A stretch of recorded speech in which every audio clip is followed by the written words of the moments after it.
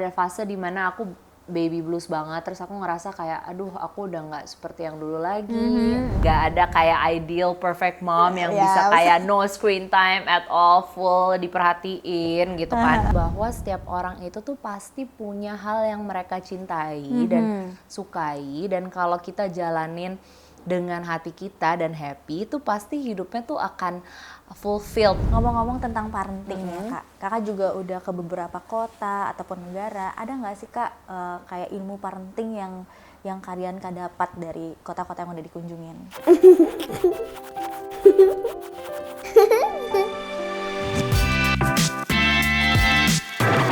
Parenting Story. Selain Jepang, ada nggak kota lain yang sudah kalian Kak kunjungi? Kalau sama Aul sama Akio sih kita udah ke beberapa tempat yang deket-deket lah, kayak Singapura, Malaysia, Bangkok. Enggak, Bangkok Akio belum pernah aku honeymoon sama Aul. Ya yang deket-deket sini, tapi impiannya tuh next pengen banget ke Australia sih. Wow, kenapa? Karena kopinya enak-enak di sana, karena kan kita suka ngopi, dan katanya di Melbourne, Sydney tuh enak banget. Kayak buat ngopi, brunch, terus main di taman. Jadi kebayang sih kita kayaknya cocok kalau ke sana gitu, pengen banget. Semoga ada kesempatannya dalam waktu dekat. Amin. Iya, amin. Amin. Nah, kalau kota yang udah Kakak kunjungin tadi, apa yang paling Kakak suka dan kenapa gitu? Ada Kalau nggak? kota di Jepang atau semua in general? Selain Jepang. Tadi kan udah ke beberapa kota nih ya.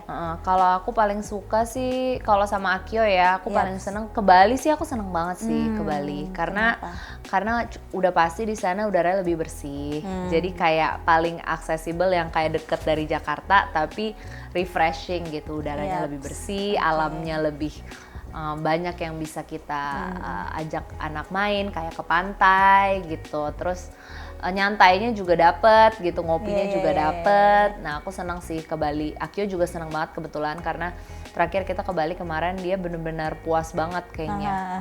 Iya, dia juga jadi senang ikutan review hotel, coba-coba hotel baru gitu, lucu deh. Dia jadi ikutan kayak suka yang kita suka gitu. Iya. Berarti sebenarnya kalau ditanya lagi nih, apa sih Kak serunya traveling bareng anak gitu? Serunya kita bisa berbagi kebahagiaan yang kita punya itu lebih lagi sih aku ngerasanya ya. Karena kalau kita lagi traveling itu kan kita benar-benar full fokus setiap hari, setiap detik bersama gitu. Kalau di Jakarta kan walaupun aku sama Aul ngurus Akio berdua juga, tapi kan ada saatnya kayak sekarang dia lagi dititipin sama mamaku, sama adekku gitu kan. Jadi kalau traveling kan bener-bener bertiga dari pagi sampai malam, terus kayak naik kereta, dia juga bisa lihat suasana baru, terus naik pesawat. Nah itu setiap itu tuh ada keseruannya sendiri gitu. Iya. Kalau traveling sama anak tuh kan banyak banget ribetnya juga ada ya. Yang banyak sih ada ribetnya. Nah itu Kakak gimana cara pembagian tugas sama Kak Aul? Bagi tugas itu menurut aku penting banget. Jadi kayak kita tuh udah tahu peran tiap orang tuh apa. Kan kebetulan kita kalau liburan selalu sambil ngevlog ya kan. Jadi otomatis kan Aul juga harus mikirin sambil megang kamera and everything. Jadi pas sebelum kita berangkat kita tuh udah ngebayangin nanti kopernya dorongnya gimana, atau kalau mau dikirim itu gimana. Jadi udah ngebayangin nanti aku megang apa, dia megang apa. Kayak kan kalau bawa bayi pasti ada stroller kan, itu harus dibayangin workflow-nya, kayak nanti dorong stroller, kalau bawa kopernya segini banyak bisa nggak sambil dorong stroller, atau kita harus kirim, atau kalau kirim jadinya kebanyakan, kalau misalkan kopernya 3 artinya harus 2 aja. Nah itu tuh kita harus mikirin dari sebelum berangkat. Jadi nggak bisa sembarang kayak oke, mau belanja kopernya bawa 4 gitu. Nah kita harus ngebayangin di sana itu 4 koper workflow-nya gimana kalau pindah-pindah kota, apakah kita kirim atau kita dorong. Kayak gitu. Jadi dari sebelum berangkat kita ngebayangin itu dan kita omongin supaya pas di sana tuh udah tahu gitu loh. Kayak aku juga jadinya peka, kayak misalkan kalau Aul mau ambil footage dulu, aku harus diam, ajak Akio main dulu di situ gitu. Nah bagi tugas seperti itu sih palingan. Tapi seru sih karena mungkin bagi sebagian orang kalau traveling susah bikin konten. Iya. Ini tipsnya ya. Berarti semua harus dipersiapkan dulu kapan mau bawa kopernya, kapan mau ngambil. Iya. Atau nggak harus yang konten sih, even sesimpel kayak nyuci baju. Kan kalau di Jepang kita biasanya tuh 2 minggu karena kan kita mentokin yang visa waiver 14 hari kan. Otomatis kan nggak mungkin dong kita bajunya nggak dicuci karena apalagi winter kan atau autumn kan udah mulai pakai layers. Kalau kita nggak cuci kan banyak banget yang pasti harus dibawa. Jadi udah pasti harus nyuci. Nah, itu udah perannya Aul. Untungnya dia juga suka dan dia bangunnya pagi. Jadi dia bangun pagi, kita masih tidur, dia nyuci baju. Atau kalau pas ada hotel yang ada mesin cucinya di dalam itu lebih ideal. Jadi dia yang make sure masukin bajunya, keluarin. Nah, itu hal-hal kayak gitu tuh yang kayak kesannya tuh nggak penting tapi penting banget untuk tripnya berjalan. Kalau nggak kayak misalkan belum dicuci terus baju dalamannya kurang kan bisa kedinginan, bisa sakit gitu. Nah jadi hal-hal kayak gitu yang atau nyuci botol gitu dulu pas Akio masih sempat ada masanya pakai botol. Nah itu untungnya Aul juga inisiatif gitu untuk nyuci botol gitu. Jadi yang dibawa memang banyak tapi bisa lah, itu lengkap semua tuh produknya ada di Paninti tuh. Masuk. Bener. Tapi Norch nggak usah dibawa sterilizer, nggak bisa itu kalau traveling hacksnya beda lagi ya untuk sterilize botol ada juga tuh. Apa aja Kak barang wajib? Kan kadang suka bingung kan, kayak aku traveling tuh ya, kayak bawa semua deh barangnya gitu. Apa aja barang yang wajib, apalagi sama anak, pasti ada pembagian barang ya. Kalau dari Karian kayak gimana? Kalau aku sih aku selalu bikin list dulu. Listnya itu juga aku usahakan untuk nggak terlalu berlebihan juga, karena ujung-ujungnya kayak diaper itu kan bisa dibeli juga di sana dan ternyata di Jepang tuh bahkan diaper murah dan bagus-bagus gitu. Jadi aku bawa secukupnya aja, mungkin 1 bungkus tapi ya habis nanti tinggal beli lagi gitu. Terus kayak misalkan alat makan, kayak misalkan sendok garpu buat on the go, terus kayak alat makan dia. Jadi aku ngebayangin hari-hari dari pagi sampai malam kira-kira apa aja yang anaknya butuh. Nah itu aku bikin listnya supaya sebelum berangkat bisa dipersiapkan gitu. Terus kayak skincare-nya dia, terus kayak penting banget tuh yang misalkan kan kalau anak-anak ada kayak balsem yang khusus buat anak tuh kayak biar kalau kolik atau kembung bisa dioles di perut. Nah itu tuh penting banget apalagi di musim dingin, jangan sampai dia masuk angin, kedinginan, yang kayak gitulah. Jadi semua essentials dari skincare, alat makan, botol minum, segala macam itu udah dipersiapkan dari sini gitu. Tapi kalau untuk jumlah baju itu kan sering galau tuh ibu-ibu. Berapa banyak Kak biasanya? Kalau jumlah baju biasanya aku bawanya tuh kayak cukup untuk kayak mungkin 4-5 hari. Tapi kan abis itu nanti rotasi dicuci. Jadinya cukup lah gitu. Dan mending bawa lebih dikit kalau buat baju anak karena kan mereka suka kayak tengah hari ada yang tumpah ganti baju. Betul. Jadi baju aku yang lebih dikompromi kayak baju aku sama suami yang jangan terlalu banyakin yang baju anak gitu. Tapi kalau di perjalanan tuh perlengkapan yang udah Kakak persiapkan itu pernah habis enggak gitu? Pernah, dan itu kocak banget jadinya. Gimana karena ceritanya? Lebih tepatnya tuh kayak kadang kalau kita pagi-pagi berangkat gitu kan dari hotel, itu kan pengennya buru-buru biar gak kesiangan. Kadang aku waktu itu ada masanya aku lupa refill diaper di diaper bagnya. Jadi kebetulan waktu itu cerita kita lagi di taman di Shinjuku Gyoen, tiba-tiba anaknya pup kan. Jadi aku langsung ajak ke diaper changing area. Pas udah dibuka diapernya, udah dibersihin, panik dong nggak ada diaper untuk dipakein lagi. Terus gimana? Terus waktu itu kan dia kemarin udah hampir 2 tahun kan, jadi udah lebih ngerti kan. Terus aku bilang, ya ampun maaf banget Kyo, mama lupa isi diaper lagi. Terus dia udah yang kayak, oh diapernya habis gitu kan. Terus aku bilang, iya ya udah kalau gitu kita langsung pakai celana aja.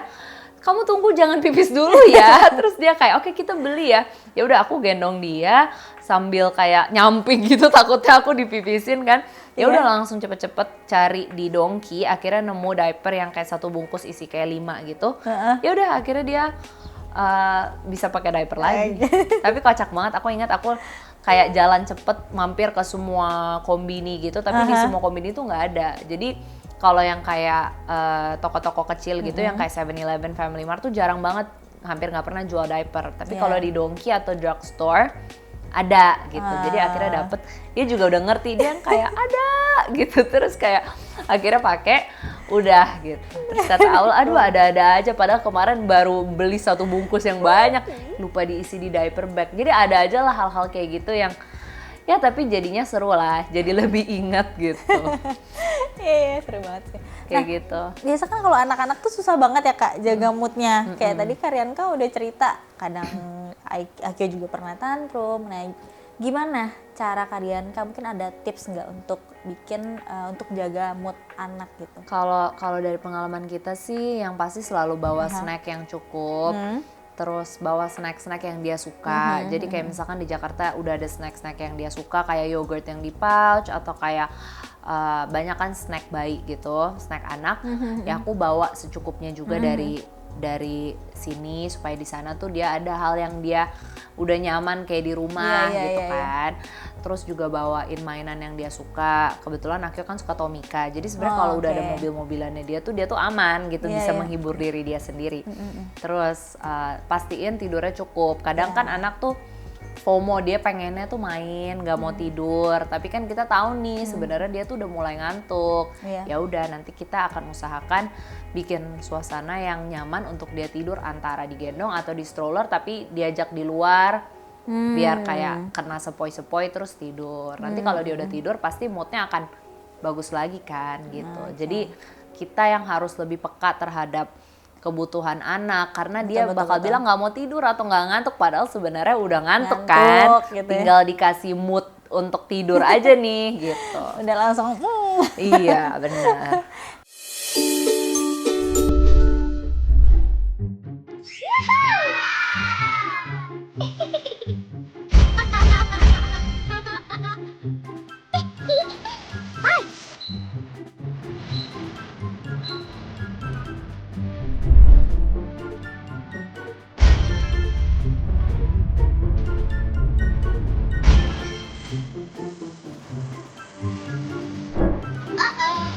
No way.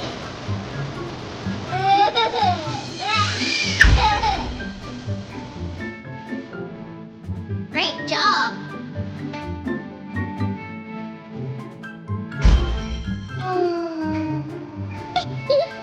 Good morning.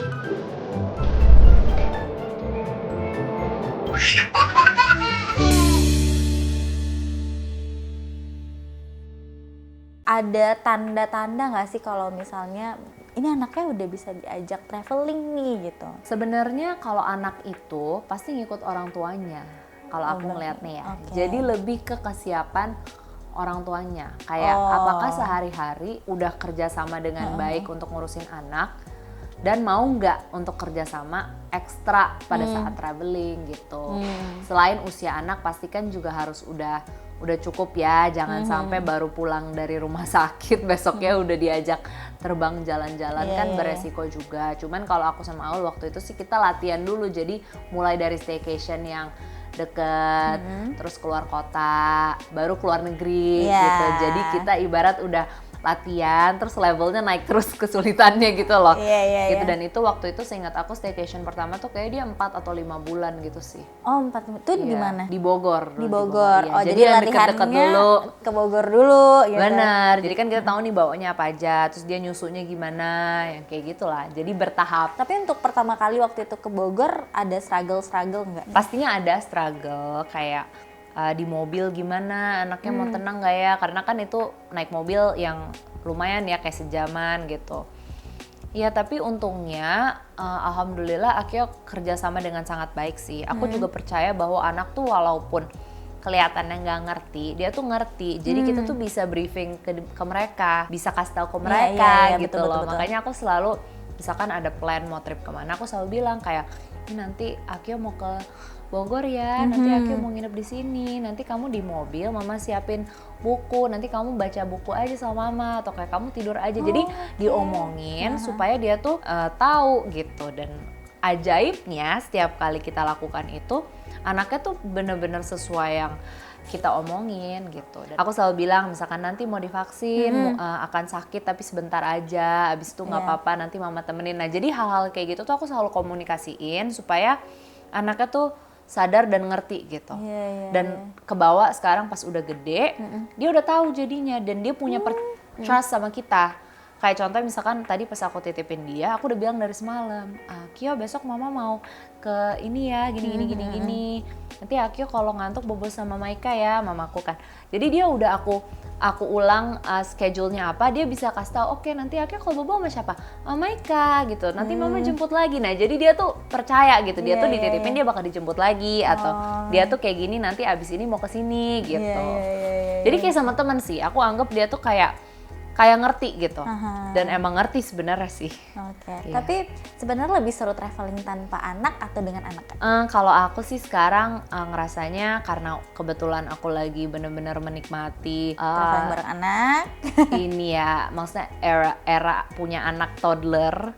Ya aku pasti bilangnya lebih seru traveling sama anak. Karena aku apa-apa kayak sekarang kebayang kalau ke Jepang tuh ya udah kebayang mau ajak dia lihat Omika, mau lihat Anpanman kayak gitu kan. Tapi aku juga tahu bahwa ini tuh cuman hanya fase sebentar loh. Nanti anak tuh bakal gede, dia tuh belum tentu mau traveling sama kita lagi gitu. Kayak sekarang aja aku traveling sama keluarga aku sendiri, pengen juga sama mama papaku pasti, tapi kan ada saatnya mereka udah nggak ikut lagi gitu. Jadi aku selalu mikirnya kayak nikmatin aja yang sekarang seperti apa. Kalau emang sekarang ada anak dan bisa ada kesempatan ajak, ya udah ajak dia. Tapi nanti mungkin kalau dia udah lebih gede, aku bisa traveling berdua sama Aul doang, kayak honeymoon lagi, atau sama teman-teman, ataupun solo traveling, who knows kan. Jadi ya jalanin aja sih kayak gitu. Jadi sama-sama di bawah seru lah kayak gitu. Oke.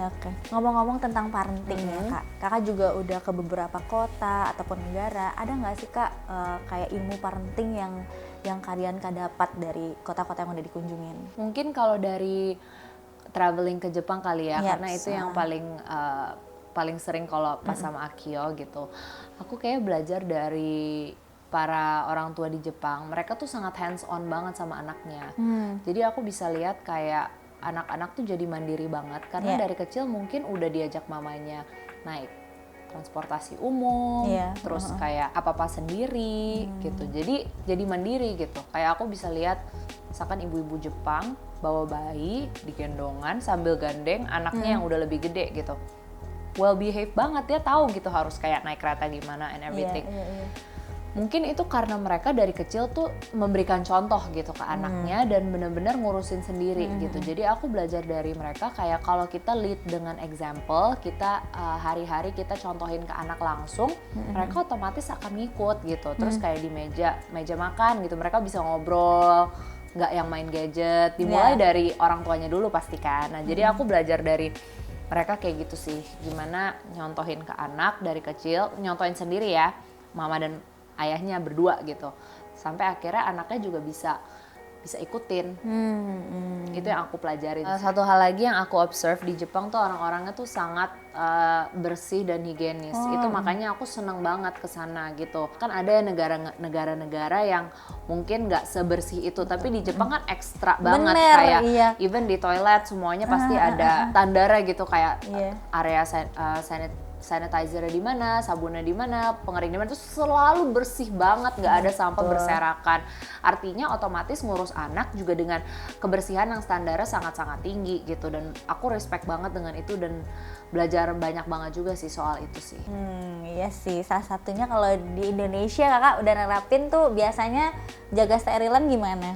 Kalau di sini kan kita juga nggak tahu ya kualitas airnya seperti apa. Setiap daerah kualitas airnya beda-beda. Kita udah nyuci botol, nyuci piring anak, cutleries, udah pakai sabun.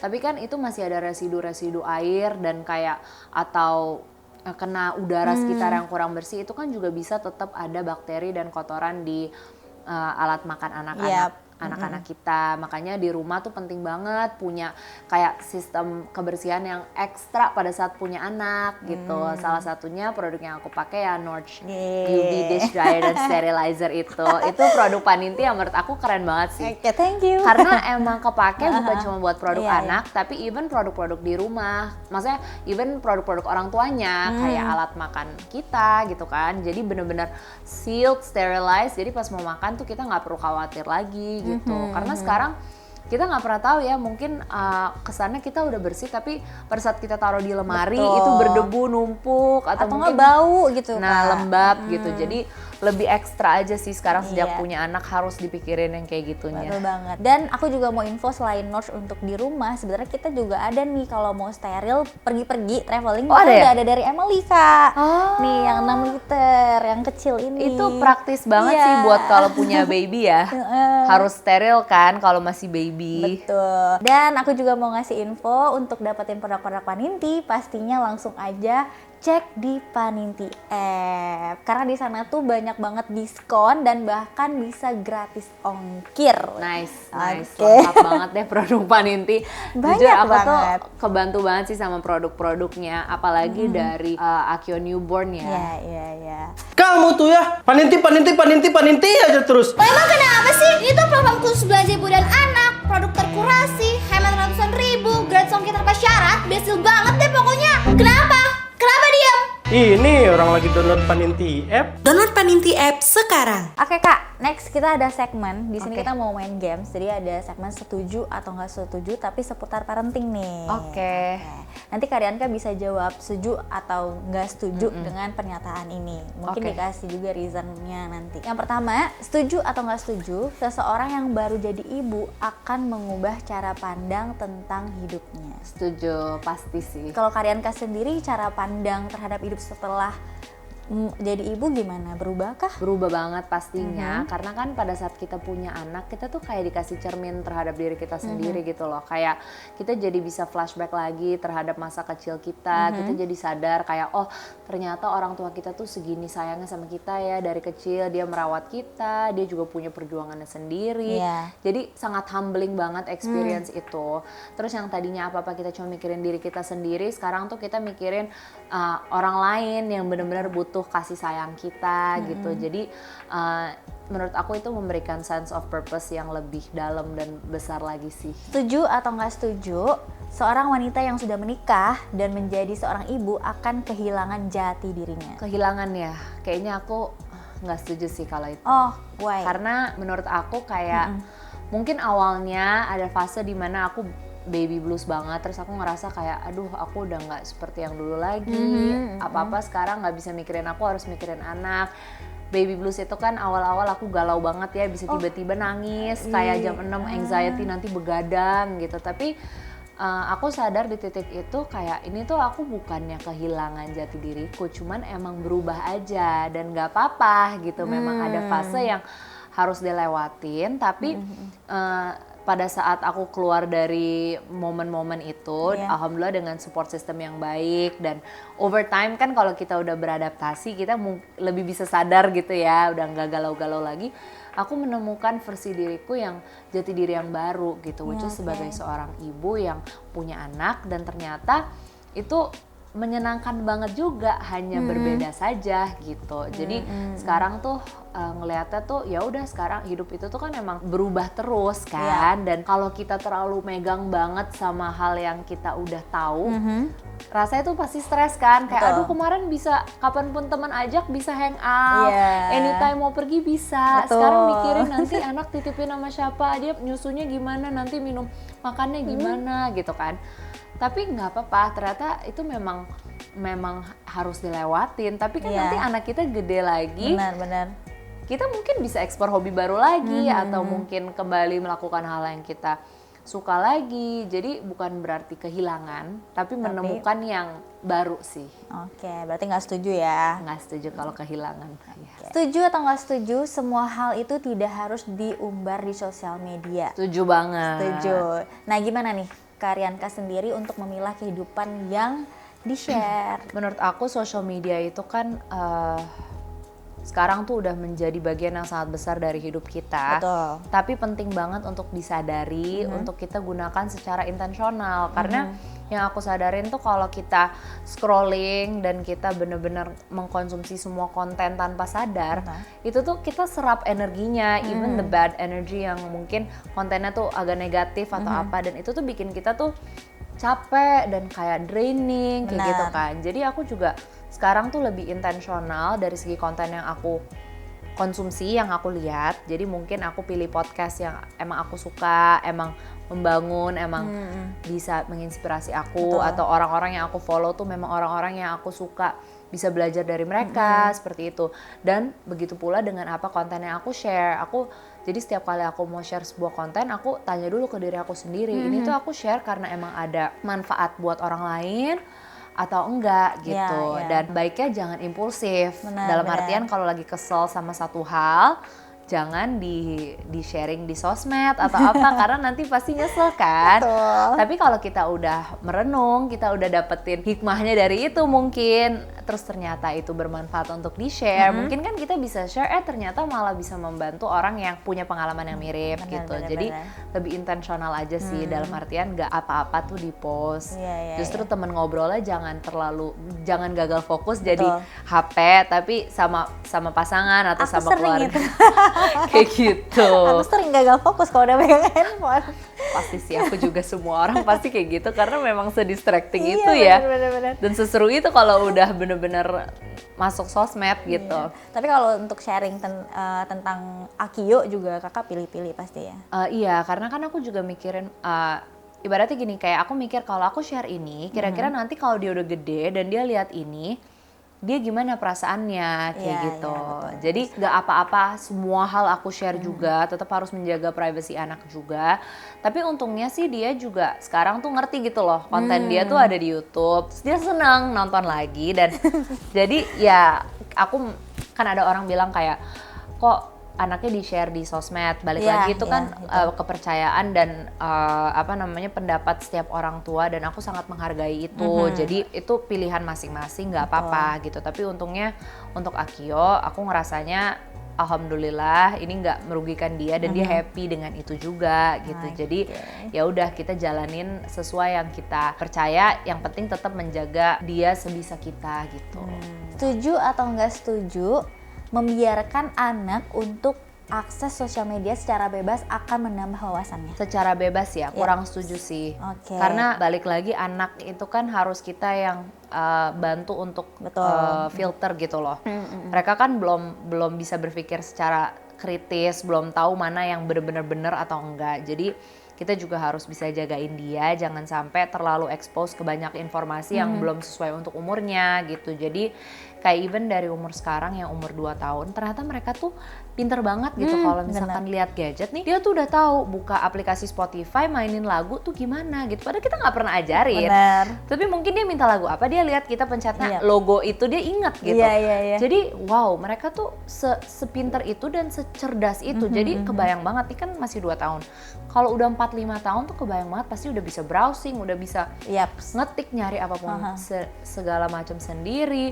Nah itu challenge-nya untuk kita sebagai orang tua, jangan sampai anak tuh udah kecanduan gadget dari kecil. Makanya aku sama Au tuh selalu mikirnya ya udah dia boleh nonton karena nggak mungkin nggak nonton. Benar. Ada masanya aku kayak bang sumpah kita jual aja TV di rumah. Aku sampai mikir kayak gitu loh karena aku stres kayak anak nggak boleh screen time kayak gini kan. Sampai aku pikir udah jual aja TV-nya. Kata Aul, aduh enggak, tenang dulu, kamu tenang dulu. Bukan berarti dengan dijual kita nggak punya TV, anak kita tuh lebih ini juga gini. Nah itu kan mungkin aku lagi tahap yang stresnya soal itu. Benar. Sampai aku menemu titik tengahnya. Yang penting itu kita bisa mengontrol apa yang dia tonton dan durasinya. Dan sekarang kita usahakan banget nonton tuh di TV aja. Karena itu gede, dari jauh, terus jadi nggak yang jereng sampai ngelihat dari deket. Iya, kalau TV tuh nggak banyak distraksi kayak di handphone. Kalau di handphone tuh ada notif langsung lihat gitu. Sebenarnya lebih enak. Aku juga lebih suka di TV sih kalau misalnya nanti suatu saat punya anak gitu. Dan kita bisa atur brightness-nya. Terus pastiin pada saat nonton tuh aku punya interaksi sama dia. Jadi nggak yang terhipnotis. Dan lucunya malah sekarang dia tuh belajar banyak banget loh dari kayak dari yang dia tonton. Kayak aku malah ngerasa dia tuh alhamdulillah lancar banget ngomongnya. Mungkin salah satunya tuh karena dia nonton ulang vlog kita, jadi dia ngeliat conversation yang diulang-ulang tentang topik yang dia suka gitu. Jadi sekarang ngobrol tuh kayak udah kayak ngobrol sama anak gede gitu. Kaget juga sih aku sama Al.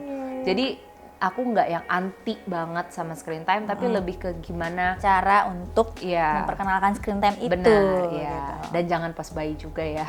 Oke. Nah, ngomong-ngomong juga tentang screen time nih Kak, setuju atau nggak setuju? Kadang screen time adalah penyelamat ibu. Setuju lah, pasti penyelamat. Itu mah nggak bisa dipungkiri, nggak ada kayak ideal perfect mom yang bisa kayak no screen time at all, full diperhatiin gitu kan.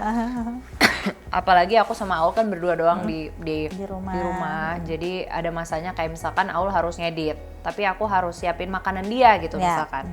Ya udah, aku kasih dia nonton dulu biar dia ada kegiatan.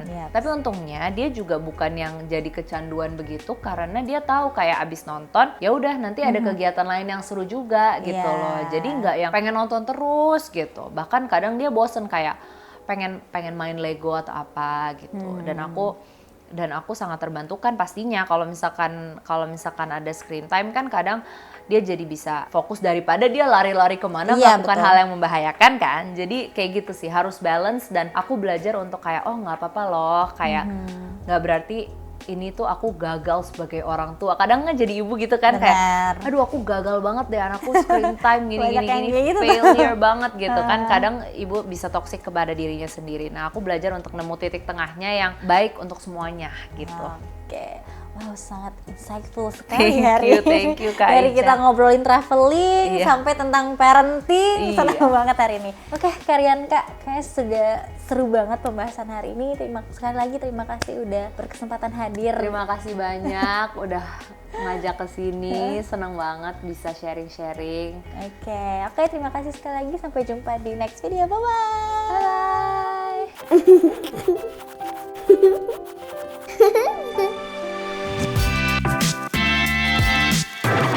Parenting Story.